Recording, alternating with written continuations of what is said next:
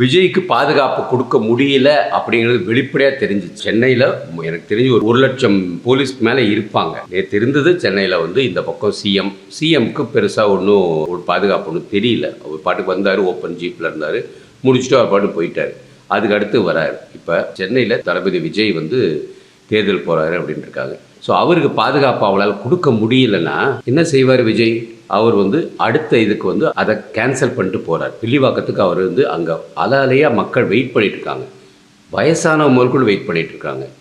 18 வயசு 20 வயசு பிள்ளைங்க வெயிட் பண்ணிட்டு இருக்கிறாங்க. ஸ்கூல் பிள்ளைங்க கூட 2-3 பேர் பார்த்தேன். எனக்கு ஆச்சரியமாக இருந்துச்சு.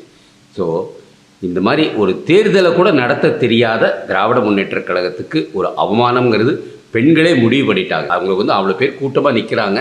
ஆனால் அவர் வர்றதுக்கு வாய்ப்பு இல்லாத ஒரு சூழ்நிலை அடிச்சு அவர் போய் பார்க்கணும் அப்படின்ட்டு வந்தவங்கள பார்க்கக்கூட முடியல. அப்படிங்கிற மாதிரி சூழ்நிலையில் கட்டாயம் இது திராவிட முன்னேற்ற கழகம் அவங்க மேலேயே மண்ணை தூக்கி போட்டுக்கிற மாதிரி தான் இருக்குது. இது கட்டாயம் அவங்களுக்கு அவங்களே அழிவு தேடிப்பாங்க. அப்பாக்காரன் இந்த பக்கம், பையங்காரன் இந்த பக்கம், கனிமொழி இந்த பக்கம், அப்படி போய் விசாரம் பண்ணுறதுனால ஒரு புண்ணியம் கிடையாதுங்க. கடைசியில் விஜய் சைலண்ட்டாக வருவார். அப்படியே சினிமாவில் வர மாதிரி ஜெயிச்சுட்டு போய்கிட்டே இருப்பார். வில்லிவாக்கத்தில் இருக்க மகளிர் இளைஞர்கள்லாம் உண்மையாகவே அழுறாங்க.